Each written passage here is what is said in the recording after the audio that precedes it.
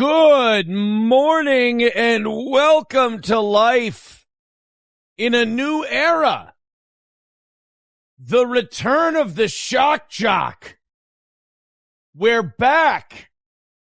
The old dinosaurs have crawled out of the La Brea tar pits of history and have made their return to real media. That is a frightening thing I'm looking at right now. I'm sorry. We are not designed for the close-up. I had to move the camera. We weren't built that. We just were not built that way. We are. I don't get a view. And that, honestly, that's kind of the topic of today's show, at least the start of it. The return of the people who were not built for the video age.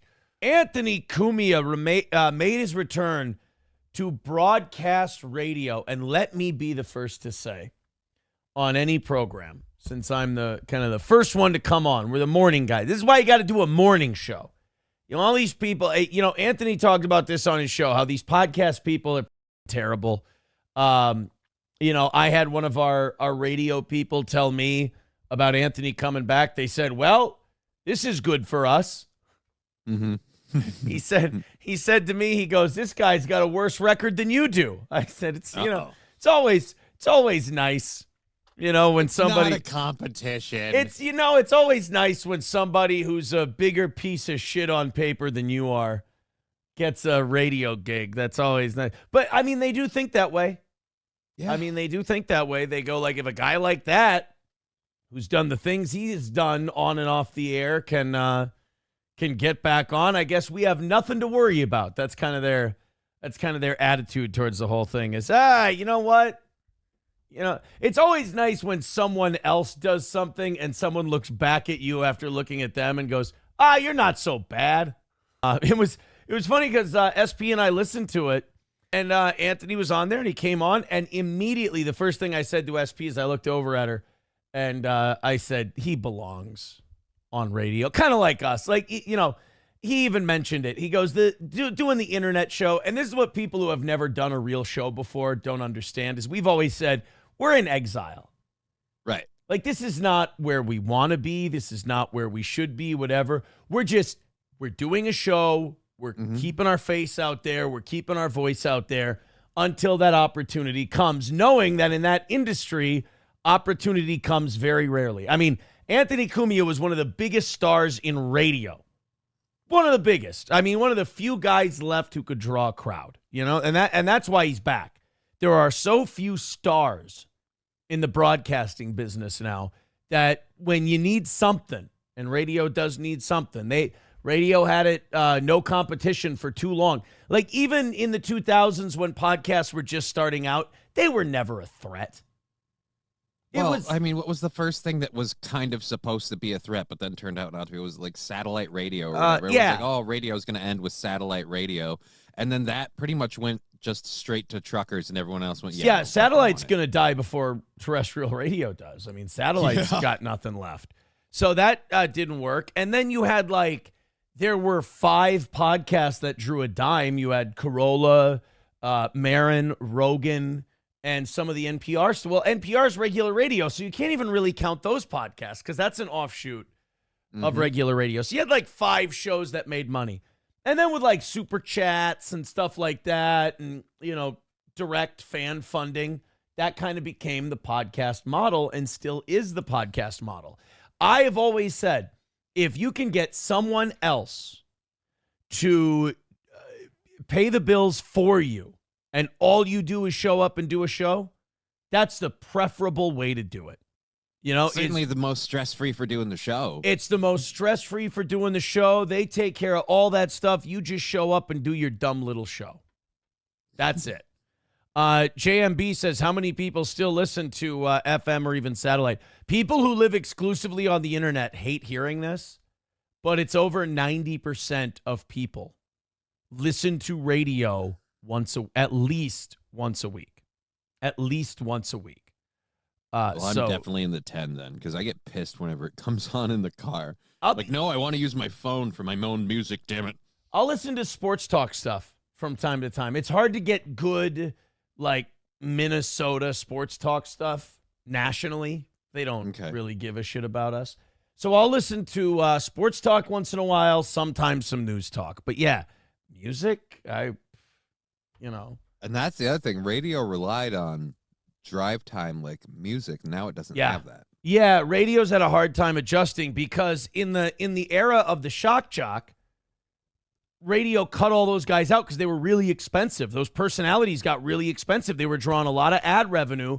Well, then the counter to that was all the people who would call the sponsors and call the FCC. And all of a sudden, the ad revenue they were drawing versus the fines and the threats they were facing started to balance out. So radio started to move away from that. You had Bubba killing a pig in a parking lot. You had all the Howard Stern fines. You had Opie and Anthony with the sex in the church. And then you had, I think the true death of the shock jock was probably Janet Jackson's tit in the Super Bowl.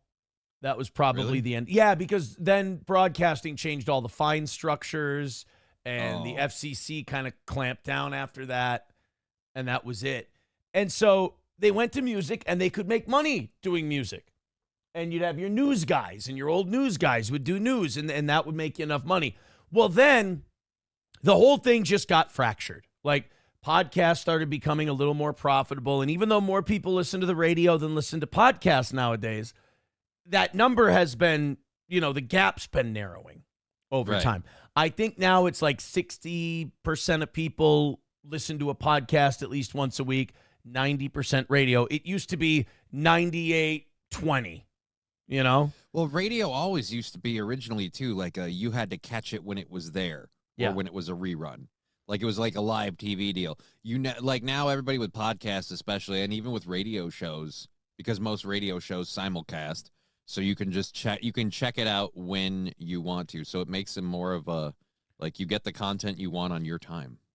Well, and there's, people who've only done podcasts, they're a little jealous and bitter, and they don't like to admit this, but there's a certain prestige that comes with being on radio or being on television because it's a professional company recognizing talent and putting that talent on and saying, we're going to spend money to do this. You got to remember, even us, all these podcasts, nobody's backing them with money. I mean, you got to get it straight from the fans.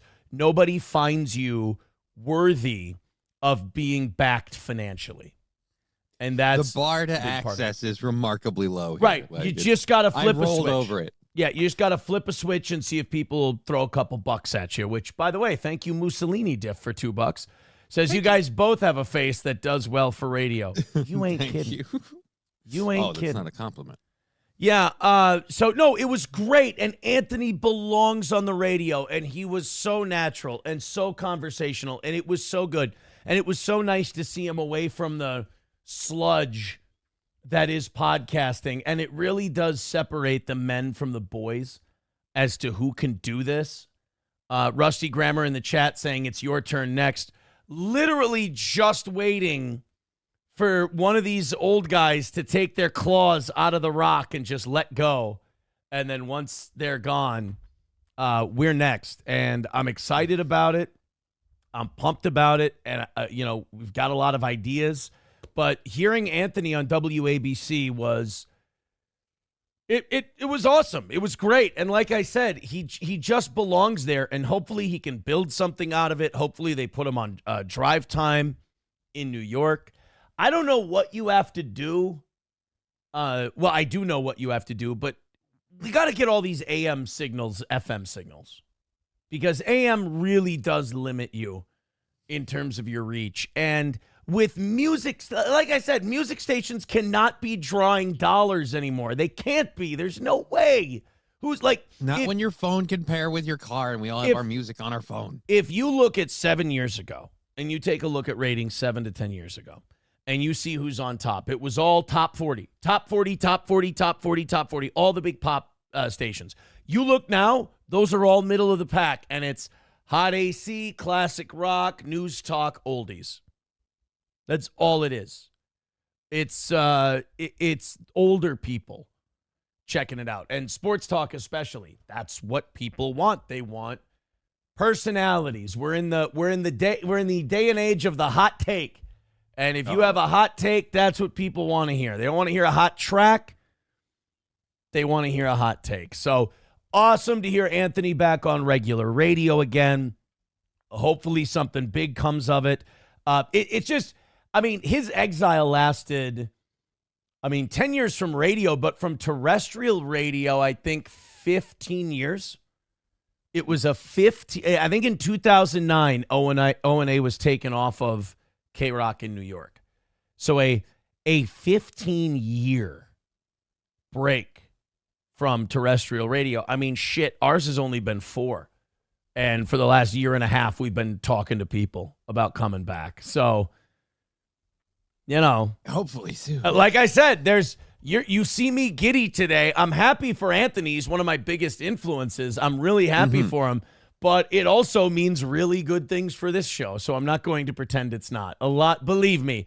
I talked to the radio people. A lot of radio people were listening to Anthony's return to regular radio because it could be the start of bringing all those old shock jock war horses back because, like I said, radio has very few stars anymore.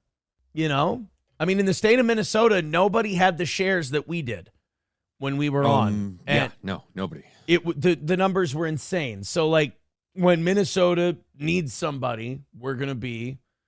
This is the conversation. What do you think about the steel toe guy?